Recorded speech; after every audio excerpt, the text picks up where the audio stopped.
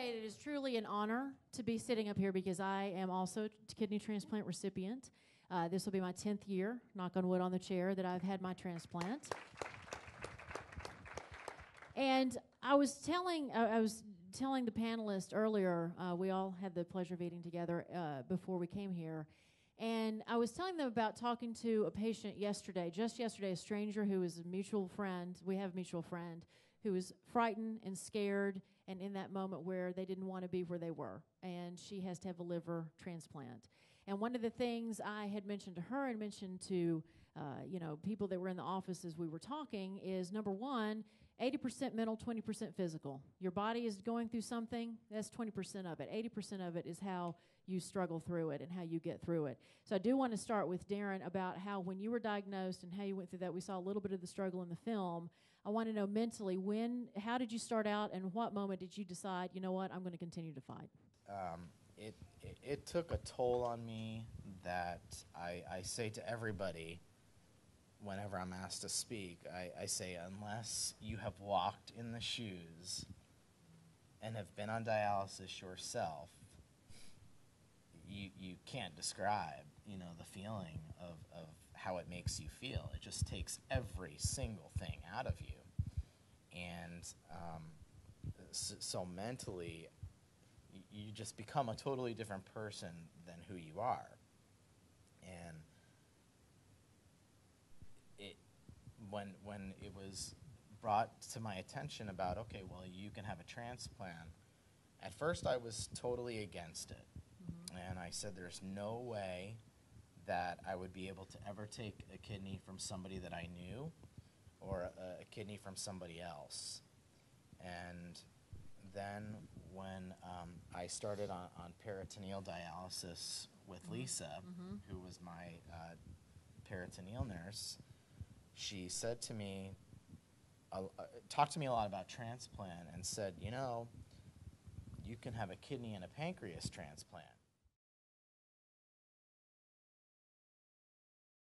And until I got sick, I have to say that I was amongst the very many that did not really know anything about organ donation, except for the fact that I had it marked on my driver's license.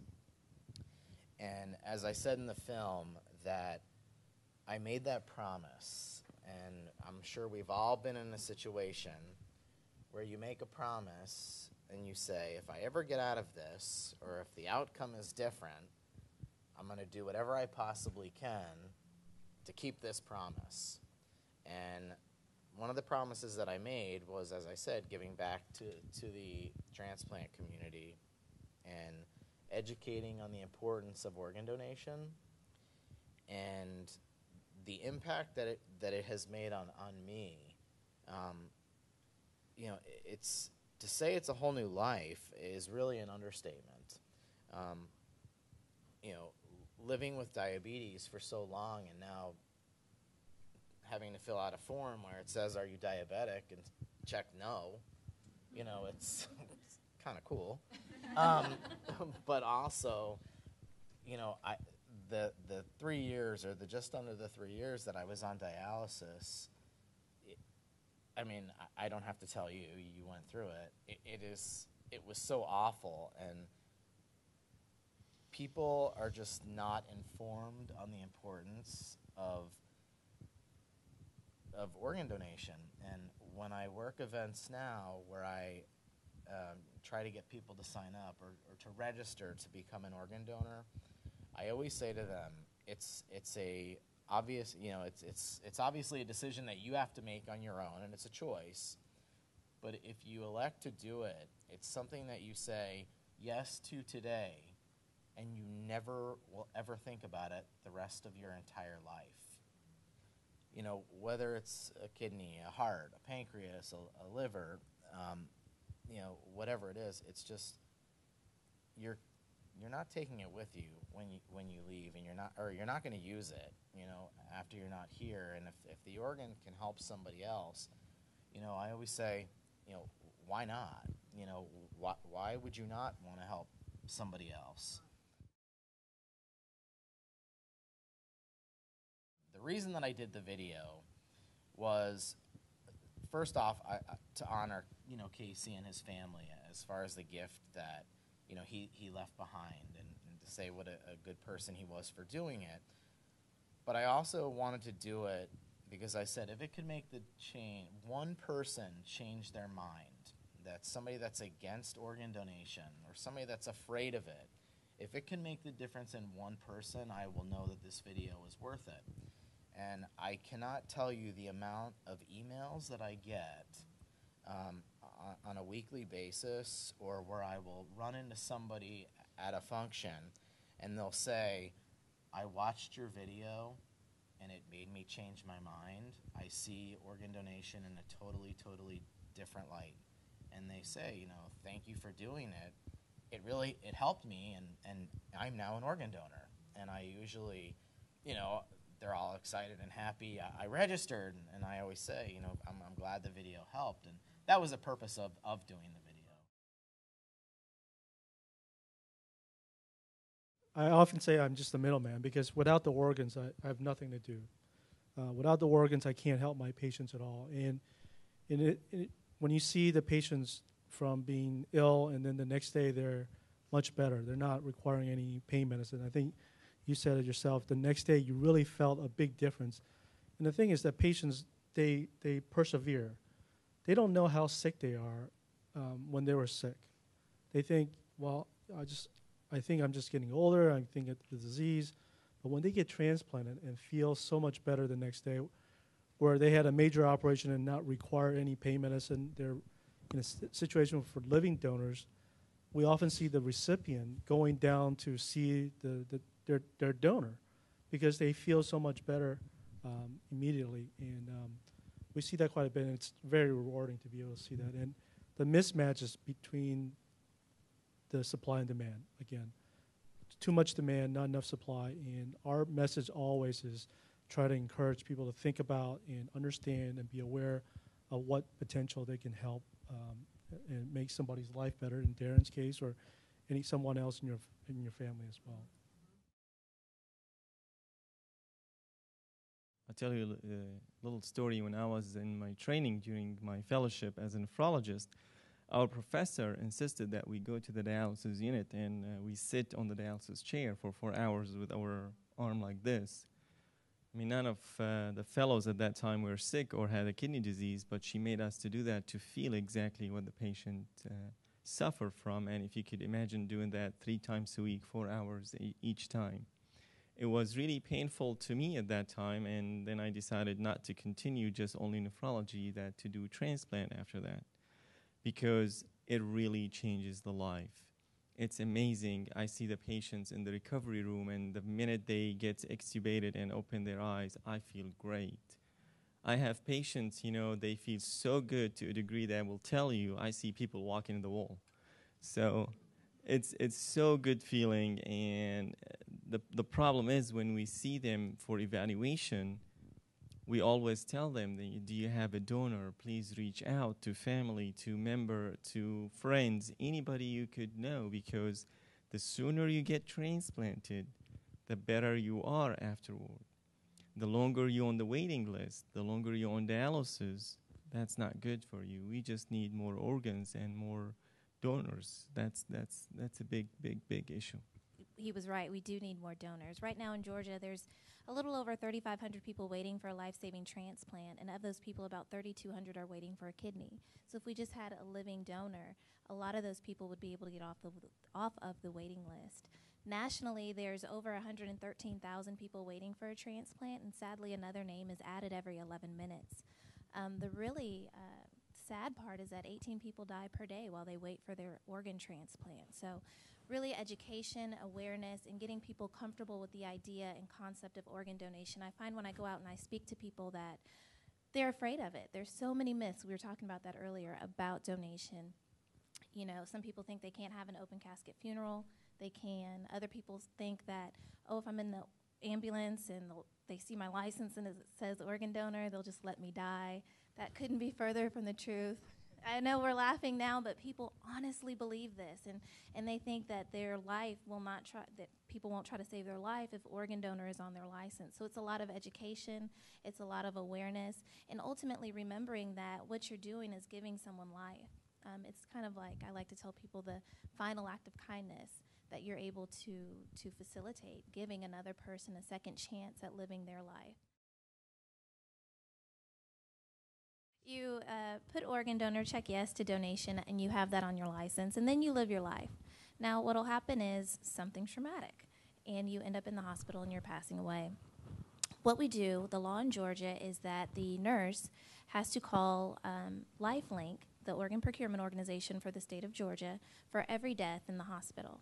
So we get a call, and it says this person has passed away. We immediately check the registry and determine if that person had decided that they wanted to be an organ donor.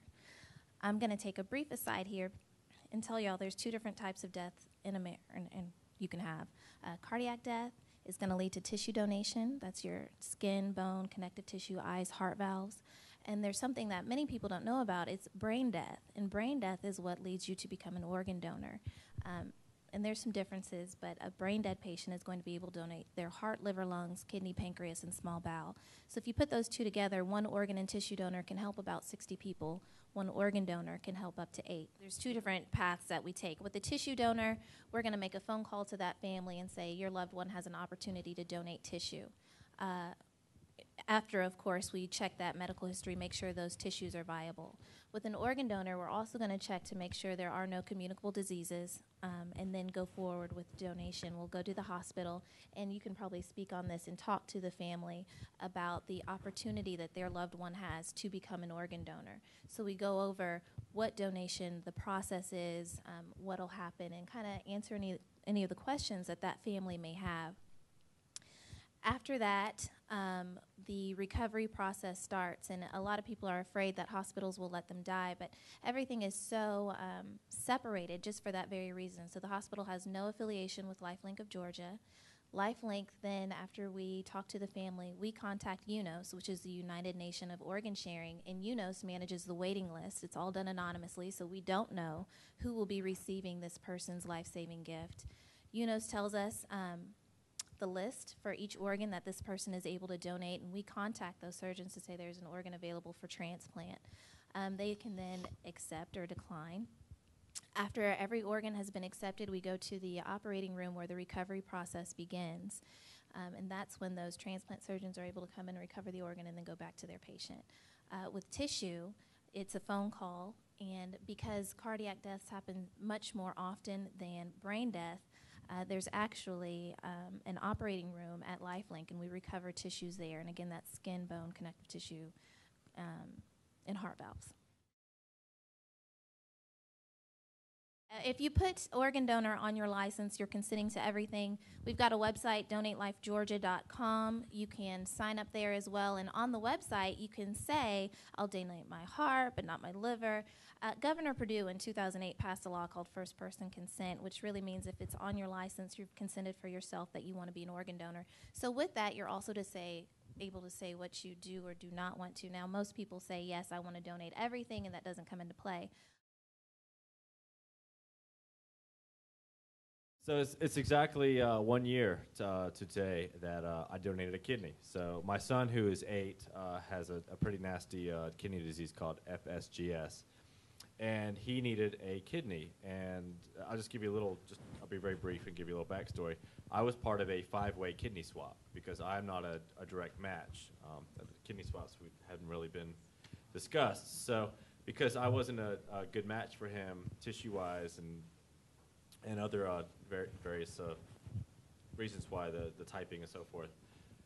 It was paired up with a donor for my son, and they asked me in return to donate to another family, and in return a member of their family would donate to another family, and it would go on and on, theoretically. So we made it through 5, which is pretty amazing. So as far as the recovery time, literally I was up out of the hospital bed in just a couple of days.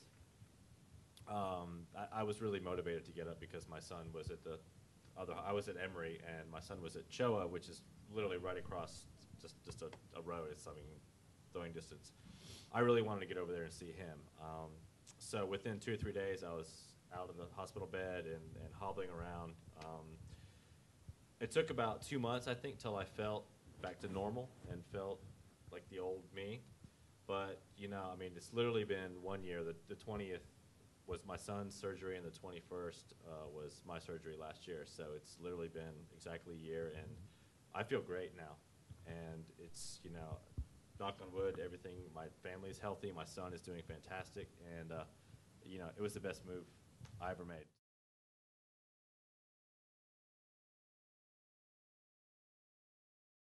They definitely keep the donors and recipients, you know, you don't know who's getting, you don't know who your donor is, as the, even the donor, you don't know who the recipient is. All you know is it's a person, you know, and they're in another room, they're in another hospital. You know, but it's a small world, and you're in Atlanta, and, you know, donating a kidney in a swap, it doesn't happen every day. It's pretty rare, and I happened to be going into the hospital for my 6-week checkup, and as I was sitting in the waiting room, you know, you're looking around, and it's exactly 6 weeks from today, and there's like, you know, Raina, you're like, oh, okay. And, you know, in my story, I actually had the local news did a little story on me and my family. And I happened to hear one guy talking to one of the nurses about the story that he saw it online, and he was talking about it. And I was like, I just happened to eavesdrop, and I said, hey, didn't want to be eavesdropping, but, you know, I just wanted you to know that that was actually me in that story. And then he was kind of like, his light bulb went off over his head, and he was like, oh, okay. And I said, well, are you a donor or a recipient? And actually, he was an altruistic donor that kicked off the whole chain. Just out of the goodness of his heart, he just decided he was going to give a kidney to save a life, and that actually kicked off all 5 of us. And then 2 seats over, you know, the waiting room kind of looks like this, actually, and then, you know, a couple rows over was the father that received his kidney and the son that donated to my son. And we were all there in the same waiting room, and it's like, you know, all that's out the window when you start putting 2 and 2 together, and it's like, oh, okay. And then, you know, it was pretty cool. And then, you know, when the hospital found out about it, the PR people came down, and the news crews came down, and then...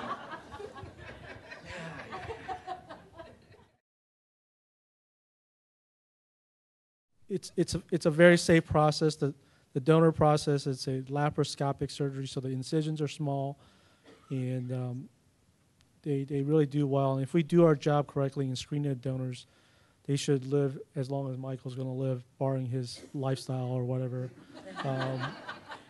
working for Turner or so on and so forth.